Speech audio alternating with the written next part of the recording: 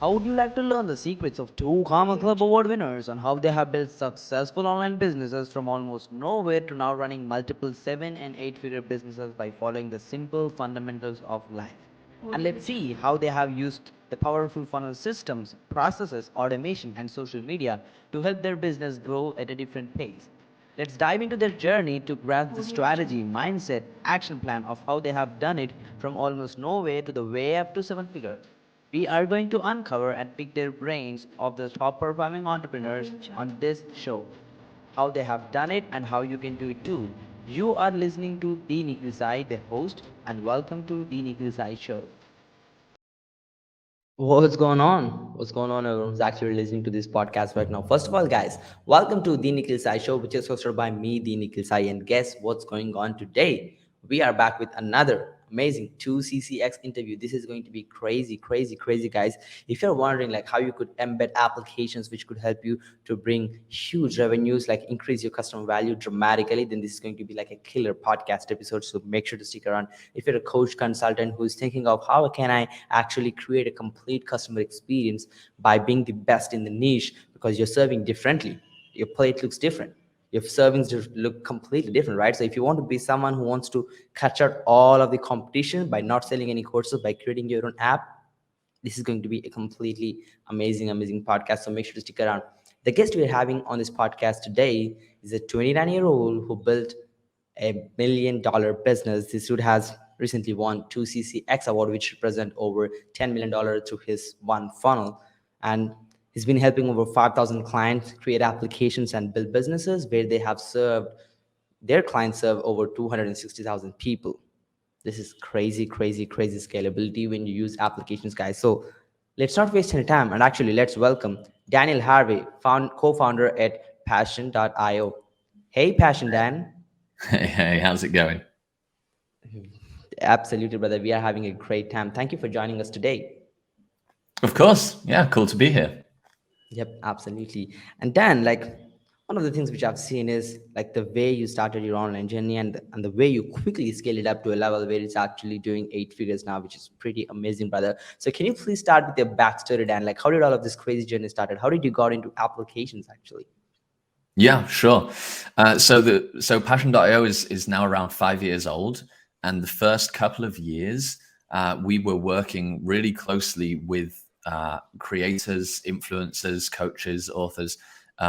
Almost like an agency in the beginning. We would do like everything for them. We would do the marketing, the sales, the technology, the operations, the filming, like everything, right?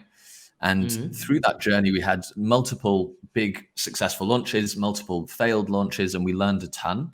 One of the things that we learned in those early days was that every time we launched an online course, the first question from the customers was like, "Can I get this in an app?" Right? We had that question so many times; it was the number one question we had. Eventually, we decided to just build an app. We hired a couple of developers and a designer and a project manager, and by the end we'd spent about $65,000. It took 11 months from start to finish, and eventually we had an app. And the app was great. It worked really well. The customers loved it. We had much better retention, much better engagement. So it helped us really scale that course up. But of course, like it's not scalable to launch apps if it takes $60,000 and 11 months. And so we created the platform that we have today, which is Passion.io. We launched it beginning of 2019, and it scaled aggressively since that. As you said, we've now hit over 10 million in revenue with that funnel, and it's growing very quickly. Yeah, absolutely. And that was a pretty awesome journey, brother. And the way you have pivoted through like a full-time agency to actually impacting more people, giving them complete technology, full hand in their hands, that was absolutely insane transformation, brother. And, as we see like what's happening in the industry, like everyone is, trying to build their own course, trying to create their own customer base and trying to compete with people who already have like 100x bigger value in their courses, right? So like, a lot of people when they're getting into trying to sell their own online digital products, the first question they ask is, as a business owner, like, Passion Dan, like why do apps over traditional courses? Like how does it really give an advantage? Yeah, sure. In the end, it comes down to engagement. Like people in this industry talk a lot about marketing, and of course, marketing is incredibly important. But in the end, the best product always wins, right? And so you've got to have really good marketing. But when you bring people into your funnel and into your world, you have to deliver. If you don't deliver, word will spread quick, and your marketing will stop working. So even though like the coaches, consultants out there like Sam Evans have got like very, very strong marketing, they also have the best products. And it's not a coincidence that they are the most successful, the ones with the best products. And apps clearly is where we spend all of our time, right? Like on every social media platform, mobile has overtaken desktop. Clearly, if we want to order food, we're using an app. If we want to play a game, we're on our phones. If you want to, pretty much everything now is on mobile. And really the only reason why our industry hasn't gone mobile sooner is because no one could launch apps until now. And so you've got all these coaches, consultants, authors, etc., who are launching these online courses, and people don't use online courses. It's broken. It doesn't make sense. And so the typical KPIs that you'll see is you'll have up to around 300% higher engagement with an app, so people using it more often. Therefore, your retention will be significantly higher. So if you have a subscription, or if you're then upselling people from a lower ticket product to a higher ticket product, all of those KPIs are going to just be significantly better. Because applications allow you to do things that online courses don't. So of course, everything's accessible with one click, but also people can download the content onto their device and watch it offline. People can do habit tracking or progress tracking, so they can check in on the app. They can network in a community. They can message you. So you've got all these features, functionality that don't really work within an online course that make perfect sense for an app. That you bring it all into one place, and people are growing their businesses much more quickly that way. Yep, absolutely. And that was an absolutely cutting edge marketing strategies coaches and consultants and basically every business owners can actually do by cut shorting the learning curve by creating an application rather. And then like one of the most questions like people get is, let's say if they even tried to create an application and they launched it successfully, let's say, right? One of the main problems is like how to get downloads. Like, do I push Play Store traffic or do I push App Store traffic? How does that look like? Like, how do you help your clients? How do you suggest to get more app downloads and get that reach to scale that application out? Yeah.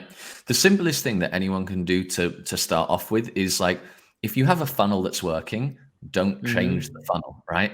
So if you have a marketing channel like Facebook ads or Instagram ads, for example, and you're running traffic to a webinar or to a sales page or whatever it is, don't change that. The first thing I would change is actually how you deliver. So the second someone buys, they can buy through ClickFunnels, and then you can use Zapier to connect it into your app. And then you can deliver the product through the app. We do that, for example, right? We have a funnel that runs on ClickFunnels. It brings people in. It's a webinar, brings people in. The first thing we get people to do once they purchase is download the app and go through our training. When they go through that training, the engagement rate is very high. The success rate is very high. And then we have a higher ticket mastermind program, and the upsell rate to that is very high because of the success and the retention that they've had until that point, right? So I wouldn't, like when people think about apps, they think, okay, how do I get downloads? And it's a valid question, but I wouldn't start there. I would start by use the funnel that works and deliver your content through an app. Then, of course, there are tons of strategies you can do on top of that to drive downloads, like App Store optimization, which is similar to search engine optimization, but for the App Store. You can run ads inside the App Store. There's a lot of things, but that's not where I would start if you're just getting started with your own app. Yeah, true, Dan. I think people really complicate. They try to put the app in the top of the funnel, but that's not top of the funnel. It's the end of the funnel to create a new funnel, to create that retention. So you should try giving applications to existing customers than people who are trying to, just saw you. If you ask them to download an app, they'll be like, they'll never see you once again, right? That was absolutely insane, Dan. I appreciate that advice, brother. Let's get to the next question, Dan. I mean, this is something you're really passionate about at passion.io. Like you've been helping businesses to create that real customer experience, which has engagement levels at a higher level. Just as you mentioned, when you create an application, the engagement boosts. People who are buying upsells increases. 200% engagement boost is like absolutely insane. It's engagement on steroids. So we would love to hear like what kind of tricks or tactics people can use, how to create like their customer journey using applications. How do you do that basically? Yeah. I think in the end, this is behavioral design. It's the kind of things that that social media has got us to do to make us addicted to these platforms. And there's a lot of things you can do. Some of the things we love to do is create accountability within the program. So when people join, it's really important that they know that if they don't make progress, if they don't consume the content, that someone will know, and there's like a social pressure on them to proceed. Okay, so we have, for example, something in our training called Share and Nominate, which is when you every time we ask you to do a task, like build the next stage of your app, in our case, we get you to share your progress in the community part of the app, and also nominate someone else within the community to share their progress. And so what's happening is people are getting nominated all the time, and if they're not making progress, they kind of feel embarrassed. And that's what we want, right? We want people to feel, okay, there's a pressure, I need to make progress, because humans are kind of inherently lazy, and it's not our fault. It's how we've evolved, how we're designed. And so by showing people, hey, if you don't make progress, someone's going to know, and someone's going to, you might feel uncomfortable, you might feel a little embarrassed. That's like one example of how that will actually really impact people's behavior in a positive way. Okay, social media uses all of these same things to kind of get us addicted to scrolling all the time. What we want to do is use these same behavioral design techniques to actually get people to take positive steps in their life, to improve themselves, to grow their business, to whatever it is that the app is helping people to achieve. The app is there like to design their behavior to get them to take the positive steps towards their goal. Yeah, absolutely, Dan. That was absolutely insane. Like when you know for a fact someone else is watching you, you tend to do much more progress than what you could actually achieve when no one is watching, for sure, brother. That's right. And I love the fact like you're really breaking down the human psychology, and you created like customer experiences at passion.io and all of your clients' businesses like in that fundamentally strong way. Love the fact, brother. Really, really enjoyed that fact. Let's get to the next question, Dan. This would be absolutely insane to answer, brother. I would love to hear like your journey of like launching passion.io in 2019 to scaling it to over 8 years. Like how was your journey? Like how did you actually do it throughout the process? Good question. It's not easy. It was never easy. It's still not easy. Like anyone looking to grow a business and thinking it's going to be easy is unfortunately mistaken in most cases. Essentially, our strategy was a couple of things. Number one, model what works. Like everyone in this industry says it, but it is really true. Find someone else's funnel that you that's kind of relevant to your business, that you resonate with, and then just watch it, look at it, and understand why it works, and then apply those same principles to yourself. Okay. So for us, we actually watched the 10x Secrets Masterclass from Russell Brunson, where he had this like 90-minute presentation at the 10x conference, where he sold $3 million in 90 minutes. And he broke that presentation down in a 3-hour-long video. And I watched it 4 times. So like 12 hours of watching this video, Wow. understood it in detail, created back then in end of 2018, I was creating this webinar. And then it's just like a ton of hard work. I did, I think, 11 live webinars. I had to stay up until 3 a.m. because I live in Europe and most of our customers are in the States. So I was up until 3 a.m. doing these live webinars, like very high energy. Didn't make any sales for the first 4 or 5, and then eventually made that first sale. Continued to every single time I would like look at the chat, I would get feedback. I would speak to the people who purchased and ask them, why did you buy? I'd speak to the people who didn't purchase and ask them, why didn't they buy? I improved the presentation, and eventually it was converting live attendees at about 20%, like 1 in 5 attendees purchased for $1,000. And then it was good enough to automate. We're now on the 3rd automated version of this webinar. It converts completely cold traffic at like 10 to 12%. So, I mean, it's like, I don't know of any webinar stats like that on the market. And then the other key strategy there was like, we just found one marketing channel that works and really focused on that, because I think a lot of people try to do too many things, and they're like, even people just starting their business, I hear quite a lot like, oh, Dan, I want to do this in 2 languages and I'm going to market it on these 7 different platforms. And I just like, I'm like, guys, we're running a $10 million business. We just use we have one product, we have one marketing channel, and we're going to do that probably till about $25 million. And then we might launch another channel, right? So focus is really, really important. So we found a channel that works, and which is Facebook and Instagram ads. And we're now last month we spent $720,000 on ads because we've cracked that channel, and it's profitable. And so, and then the third one, which is more of the art than the science, is like, you really need a unique product. Russell Brunson calls it a new opportunity. We call it a game changer. Like, you need a product because when people hear like, okay, I can get an app, it doesn't cost me $60,000, it doesn't take 11 months, and it's going to improve my business and help me grow my business. It's just a good offer. Like, I don't have to be the best sales guy in the world. We don't have to do the best ads in the world. When you have like a really strong offer that resonates with the market, again, it's not easy, but it's easier than if you have some generic thing that doesn't really resonate with the market. True, absolutely, Dan. I think it comes down to like, if you're very good at marketing, if you have a bad product, you could sell a couple, but that's not scalable. If you have even like a great product, even if you suck at marketing, it would slowly take off and get that momentum with the snowball effect.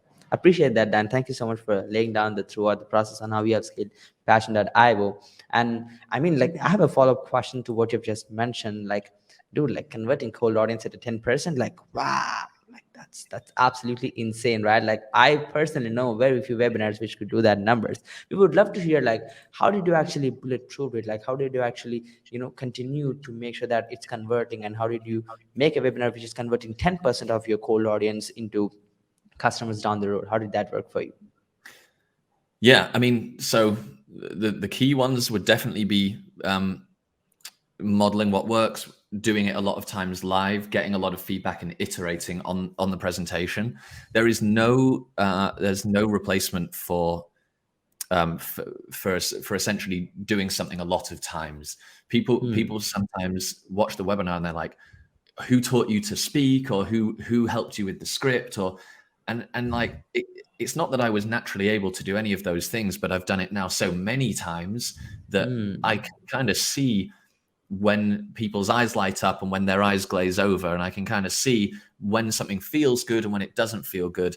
And you can tell when if you attend conferences, or if you watch speakers, if you go to a Tony Robbins event, for example, the words just like come through him, and that's it. It feels like the first time he's saying those words, but it's actually like the 10,000th time he's saying those words, and therefore he knows every single word, how everything needs to sit and feel to have the desired effect.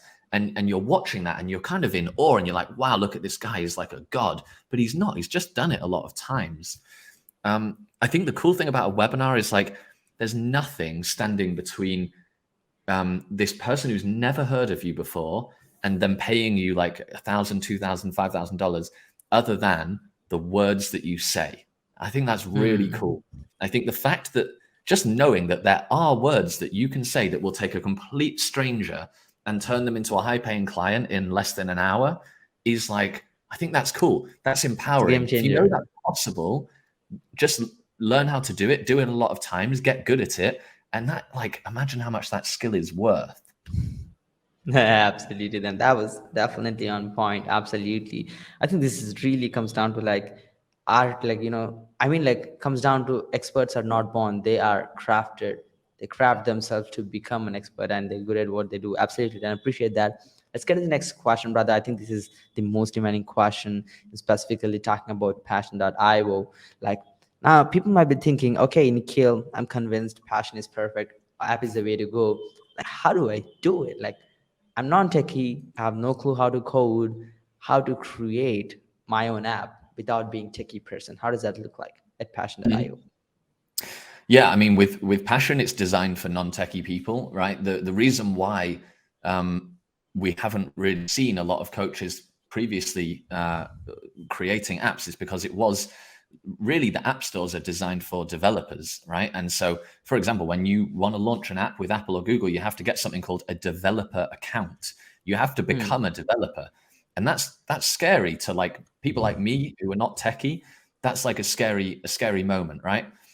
And so they're not designed for regular people, they're designed for developers. And what Passion do is kind of bridge that gap. That's like essentially the value we're adding to the world is like, this is designed for those people, but these people need it. So you put Passion in the middle. And it's really just like any other drag and drop, ClickFunnels, Wix, Squarespace, WordPress, like any of these drag and drop website builders and whatnot.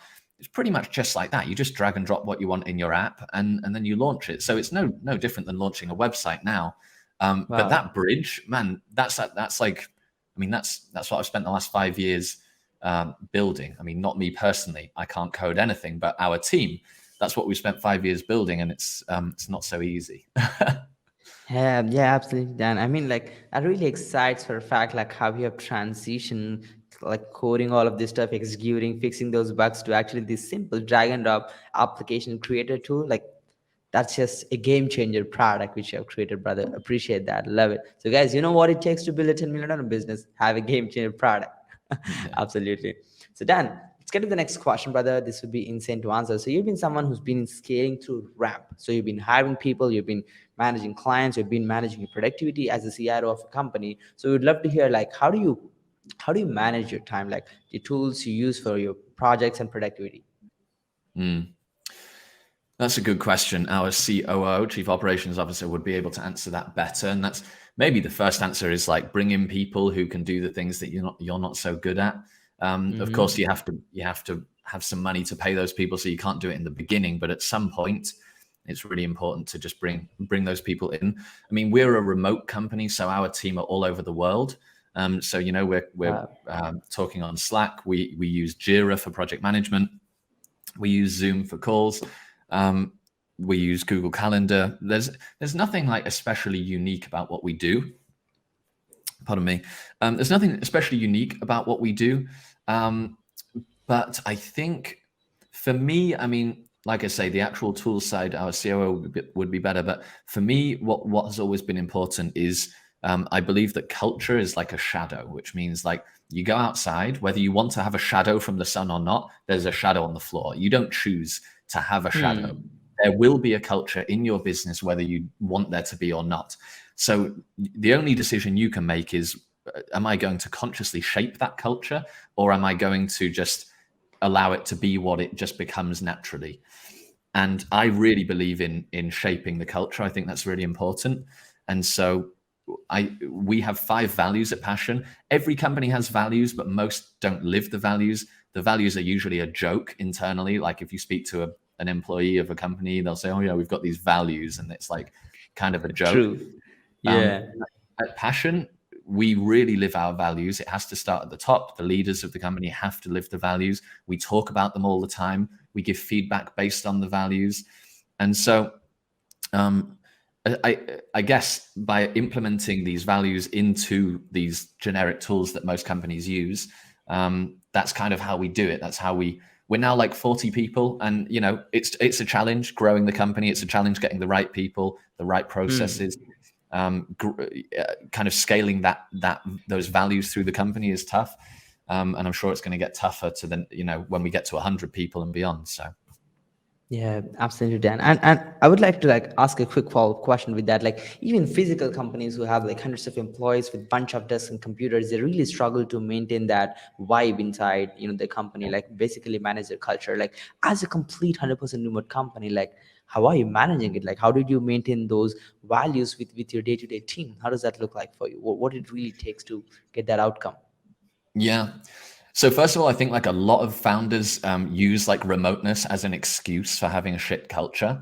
And so people say like, oh, I can't, create a good vibe in the team because we're remote. And I think 90% of the things that work for creating a real connection with someone works remotely or not, not everything, but most things.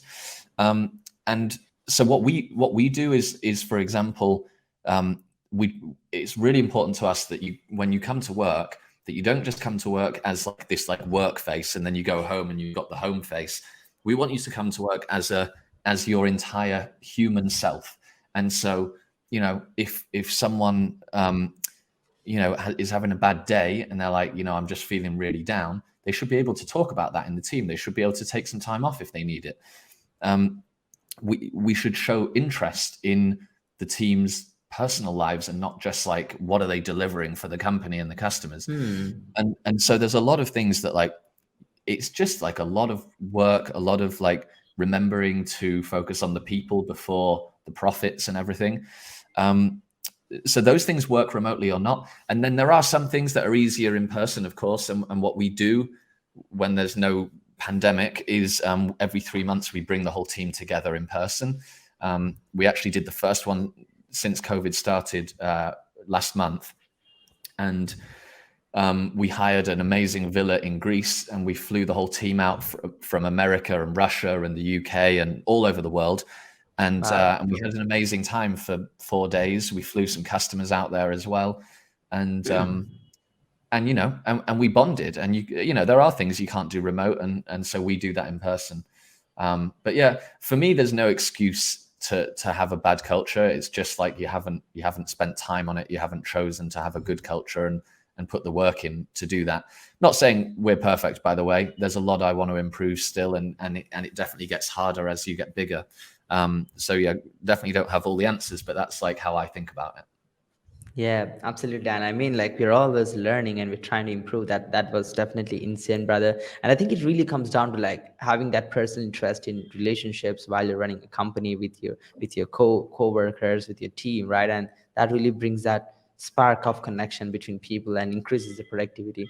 So guys, don't make remote team as an excuse for the culture disturbance, right? So let's get to the next question, Dan. We would love to hear like your daily routine. Like, do you personally follow any routines? How does that look like? Yeah, I go up and down on this. I would love to say I wake up at 4 and I meditate for 7 hours. I don't.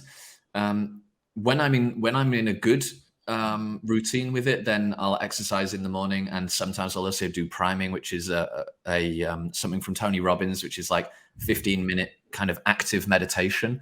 I find both of those things really set me up for a good day. When I'm working, like one thing I follow religiously is that I schedule every minute of the day. So whether I'm in a meeting or not, like there is something blocked in my calendar that I am doing at that time. And it forces me, it's a technique I got from a book called Deep Work, which is a very, very, really good book, like a high leverage book. It will impact your results a lot if you read it. And what I like about that is it forces me to spend my time consciously. A lot of people just float from one thing to the next, like answering email and whatever. And when you actually look on your calendar and you can see what you're doing every day, you can consciously decide, is that a good use of my time? Is that actually bringing me to my goals? And a lot of people who don't hit their goals, they're just not doing the right things to get to their goals, right? It's like, it's not rocket science. It's like, well, what are you spending your time doing? So just, I schedule every minute of the day. And then another one from Deep Work, again, I'm not perfect at this one either, is like there's a concept in there called like shutdown regime. It's like at the end of your workday, the book suggests having like a set of rituals that you do, like, okay, I'll close off email, I'll close off Slack, I'll close off whatever. And then, I sometimes they even recommend that you say, shut down complete. Like you literally out loud say something that means you are no longer working and you are now in home life, which is also nice if you work remotely, because then there's like, you're not commuting to and from work. And that's pretty nice, because then it kind of gives you that emotional permission at the end of the day to like stop working and spend time with your family or hobbies or whatever it might be. So that's a couple of things. I'm not perfect at any of it, honestly, but I'm doing my best, and I'm trying to improve all the time.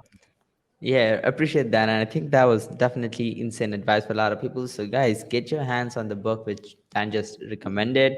Make sure you will get into Deep Work as well. And I think you could really fool your brain by saying those things out. And I think that's really important as an entrepreneur, to get that unwind kind of time for yourself, because especially when you're a remote team, you'll be like, it's 2 a.m., you check your Slack, there's something urgent, you open up your PC, you start working on it. No. Right? Set a timer, as just mentioned, schedule everything and go ahead. That was absolutely insane advice, Dan. Appreciate that. Let's get to the next question, brother. You've been someone who's now you've been like a co-founder of a company which is doing over 8 figures now, right? If there is one suggestion you could give to 20-year-olds yourself, or someone who's just getting started in your business, what will be number one suggestion for them? I think with this one, I was always looking for a silver bullet. Like I just do this one thing and then I become successful. And one of the things I've learned is like there's basically no silver bullets. You have to work really hard for a long time, and you still have to try and make smart decisions, but don't expect that one thing is going to make everything explode. I sometimes speak to people who they've got they've been producing content for Instagram, and then they're like, oh no, I'm not going to do that. I'm going to do TikTok. And then they're like, oh no, I'm going to do this. I'm going to do that. And they jump around so much, they never do anything well, and they never get anywhere, and they wonder why. And they're always kind of blaming the external things. And I say like, well, you just haven't done anything well enough and for long enough to make it work. I think like if there was one specific thing, it would be just like spending time with successful people. And this is important at every stage. Like I literally had a call yesterday with Michael Gonzalez, I believe is his name. He's the founder of something called Fit Tea, which is like one of the biggest like tea companies in the world. They've done $100 million of tea, and they sold it all through like Instagram, like influencers promoting it on Instagram, right? This guy paid Kim Kardashian $1 million to post about his tea on Instagram, right? And what I loved about this conversation yesterday with Michael is he just thinks really big. He was like, there is no one on this planet who is not accessible if you work hard enough and if you find a way, right? And so to have someone who's had like the biggest celebrity on the planet promoting their product, what you realize is like, it kind of makes it real for you that you're like, oh, it's possible. Like this guy, Michael, isn't some like God. He's not a genius. He just like thinks big enough. He knows it's possible for him.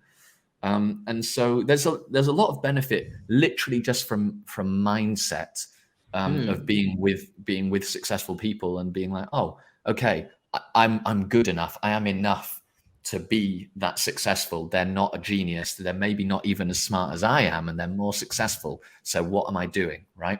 That's probably one thing, but it is, again, it's not a silver bullet. You're not going to become successful overnight. It's just like a nice bit of like fuel on the fire. Yeah, absolutely. And that was a great piece of advice, by the way. Appreciate you mentioning that, brother. I think it's really about surrounding the right people around. And I mean, you're getting stuck because of the wrong character traits you have and limiting beliefs you have, because limits only exist in your head. They don't exist in real life. So you just need to get over the limiting beliefs, hang out with the right people. And you're talking to people who have done like $100 million selling tea on Instagram, one channel, one product, doing 9 figures. So that's what it takes to build a 9 figures business, right? Appreciate that. Let's get to the next question, brother. Your life's biggest achievement so far and any next bigger goals. How does that look like for you?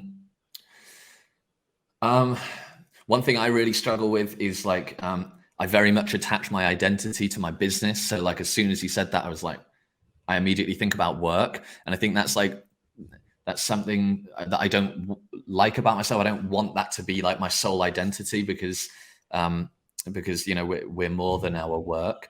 So probably, I've got an amazing relationship with my fiance. We've been together since I was 16 years old, and I'm 29 now. So we've been together a long time. We're getting married next year. The pandemic delayed the wedding for a few years. Congratulations, man. Thank you. And it is, the reason I say that is because relationships are hard. Even to have an amazing relationship is hard. To have a shit relationship is easy. And so we've put a lot of work in, and I think we do have an amazing relationship. So that's probably my biggest achievement. And then next bigger goal. I mean, I'll give you a work one on that. What's our next milestone for Passion? Yeah, I mean, we think a lot about annual recurring revenue because that's kind of like the key KPI for success in a SaaS business. Thinkific, for example, which is an online course creator, they went public at 30 million ARR. And going public is a huge goal for any company, right? For a software company as well. So probably the next big milestone would be like, if we can get to 30 million ARR, like recurring revenue, and I don't know what we'll think about going public, but that would be a cool milestone to get to for sure. Yeah, absolutely. And I think that would be so cool. I mean, the kind of value you're creating, your company valuation would be like 10 figures if you really continue to grow the pace you're doing. Yeah. Appreciate that, brother. We're very excited to see the journey and how you're going to hit that level. Appreciate that. Really, really excited to see that, brother. Let's get to the next question, brother. What was the biggest mistake in your life so far, especially in terms of personal and business? I think someone's just coming in, by the way. Biggest mistake in my life so far. That's a good question. Man, I don't have a good one for that. Biggest mistake. Is it on the biggest mistake? Oh yeah, I can give you one here. So back when we were like doing an agency model where we had these partners who I told you we were doing everything for them, all the marketing, everything. We had one partner that had like insane product market fit. You know, I was saying like good products always win.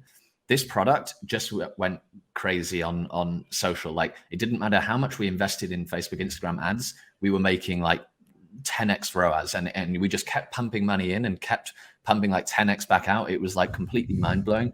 We did a 2-week launch. We made 560K in 2 weeks, and this was very early in our business, and it was just wild, right?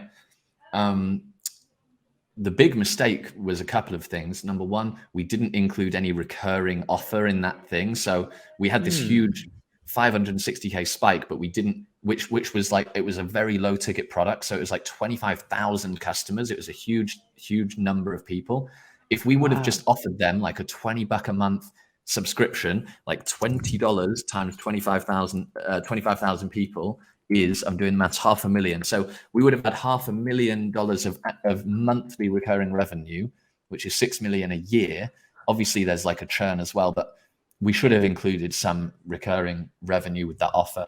And then the other big mistake was we didn't hold on to that partner, and that's wild. Like she had such good product market fit, we were adding so much value, and we weren't able to hold on to the partner. She made a lot of money out of the deal, and then she just moved on to the next thing. And I've always kind of like that. I've always kind of felt like that was on me because I didn't like build the right relationship. You know, I said earlier, focused on people before profits. I think I didn't. I focused on like making this thing work, and I didn't focus on that relationship enough. And so in the end, we lost that partner, and you know, we could have had like a much bigger impact over the next years to come. Yeah, that's it. Yeah, that was a great learning, Dan. I appreciate that. Thanks for mentioning that. I think it really comes down to understanding human relationships are much more important than company partnerships, because when you're having partnerships with companies, it comes down to like people who are running the companies, and you really need to maintain that vibe between you. And yeah, I appreciate that, brother. And guys, you know the lesson here. It's time to add recurring revenue services. Even if it's just like $10, it's gonna dramatically increase your company valuation. If you're really looking for that quick buck, that's fine. But if you're looking for long-term, try recurring stuff. That would be absolutely inspirational. Dan, let's get to the next question, brother. Your main inspiration for the success and key people involved in your journey. Like what really motivates you? I mean, my co-founder, Matthias, he like, you know, I said earlier, like find people who kind of complement your strengths and weaknesses. Matthias is like the biggest picture thinker that I know. He's really good at like painting a picture of what the future might look like for the world and what our place might be in that. It's not my strength. I'm good at kind of taking his ideas and jumping around and shouting about them, and people seem to get excited. But he's just really strong in that. And you know, the hardest thing about like finding complementary people, there's a helicopter going over, sorry. The hardest thing about finding complementary people and working with them is that like while they are strong in things that you're weak in, and you're strong in things that they're weak in, the human brain naturally focuses on like the gaps, right? So it's very natural for people to look at, you know, someone who's different than them and think about all the things that annoys you about them, right? Because, you know, they can't do this and they can't do that. So it's, for me and Matthias, it's been really important to like really consciously appreciate each other for all the things that we're both bringing to the table, because we fill in each other's gaps, right? So yeah, I think he's the main one there. That was a beautiful perspective. I appreciate you mentioning that, brother. Let's get to the next question, brother. I think this is the end of it, Daniel. Like it was absolutely insane having you on. I mean, you've been pouring constant value and you've been helping over 5,000 clients. Serve 206,000 people. That's a huge chunk of marketplace right there through applications. So where can our audience find you mentoring? Like, do you have any coaching programs as well besides Passion.io?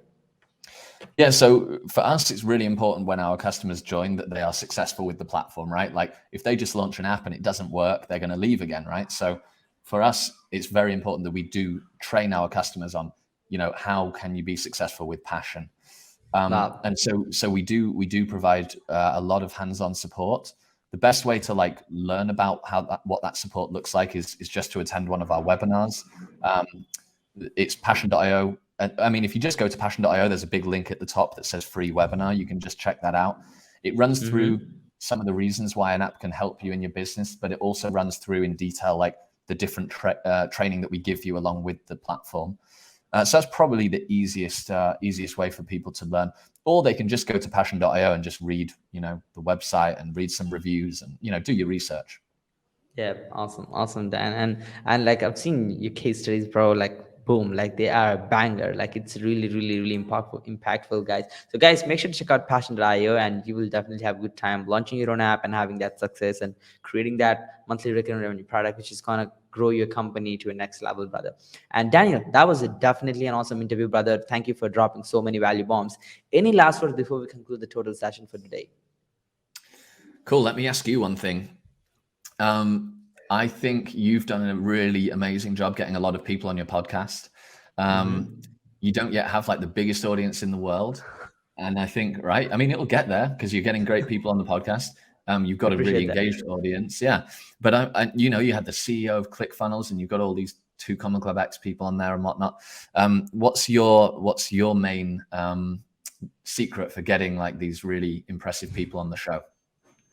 Yeah, I think, wow, that's a great question. And this is the first time ever someone is asking me on the show. I have people who ask off the show, but I would love to answer that question, Daniel. That's a really valid question. I think it really comes down to showcasing the purpose, like why you're doing this, why you're trying to do this, what kind of outcome you're trying to get out of this. And I was really clear with the heartful intention I'm trying to achieve, which is I wish someone showed me a millionaire's brain and their secrets on how they're building these high valued businesses. Like I was this 18 years confused dropout kid who has no clue what it takes to build a business. And once I start to talk to people like you who have bigger perspective and bigger passion and bigger purpose in life, it kind of enlightens me, and it kind of creates that different character traits and opens up the real secrets on, like, not secret, but it's real information which kind of remove all of the limiting beliefs you have. So you start to get to that next level, especially in internally, right? So once you clear this here, which is between your ears, you start winning, right? And I've seen so many people listening to this podcast episode and start implementing what they heard, what they learned, and they start getting results. They come back and they answer like, hey Nikhil, I've listened to this explicit podcast and he answered the specific question and I did that and it worked. I feel so blessed that I'm impacting people that way, and it really motivates me. And that's why I stay on top of game. I try to follow with people, and it's not easy. I've had so many people refuse me. That's totally fine. I'm transparent about it, and I love it. And I love to give them the purpose. Dude, this is not something what I'm trying to do. This is something I would like to do with you, and this is the outcome. And that's Mm. why we are on this call. That's why 75 other two Comma Club winners and CEOs and Myron Golden, Alex Sharfin, whatnot, whoever joined this podcast, John Lee Dumas, like everyone who joined this podcast did that because they know the impact it's going to create. and Mm. and personally, like if I look at my own perspective, this is the fastest way I could learn from top people in the industry. So I Mm. had a personal benefit and I had a intentional benefit which is going to impact and has a much bigger vision, and I wanted Mm. to chase it, and I'm going to continue to chase it. So i Mm. have i have much more to accomplish, Daniel, but I really appreciate you asking that, brother. Yeah, cool, Definitely. man. Yeah, That was fun nice. to answer as well. I love Yep. it. Cool. Thanks for sharing. I love learning at every opportunity, and I think you've done a great job there. So well done. Yeah, I appreciate that, Dan. So, guys, in case if you're someone who's listening to this podcast and if you're wondering, like, how could I network with all of these cool people? You know what to do. Start your own show or start a show and start getting big guests, because this is the most leverage you can ever get. I mean, you could ask Russell Brunson and you say, hey, I've done XYZ podcast. Would you like to jump on? He might say yes. But if you say, hey, I'm your fan, would you like to talk to me? He'll definitely say no, because there are a million other fans, but there are like probably 1,000 people who are doing podcasts. So you become that one person. So you cut short all of the noise in between and you become the expert. So that's the easiest way. And so yeah, that's the suggestion by my side, brother. So again, Dan, thank you so much for this amazing opportunity. Just like any other guest, you have been pouring amazing value on this podcast session. It was definitely insane. So guys who are listening to this podcast right now, you know what to do. Check out passion.io, build your own drag on top application, increase your revenue, and build that 300% extra engagement. You know what's going to happen if your customers engage 3 times better. That means they purchase 3 times better. It's going to triple your revenue directly, right? That's the kind of real impact you could actually see in your business, right? And the kind of engagement experiences you're going to create, it's absolutely insane. So make sure to check out passion.io. And I hope you enjoyed the podcast session for today, guys, and stay tuned for the next interview. I'm going to be coming back with another amazing 2 Comma Club winner just like Daniel. This is me, the Nikhil Sai, and Daniel Harvey signing up for today. Peace, Dan.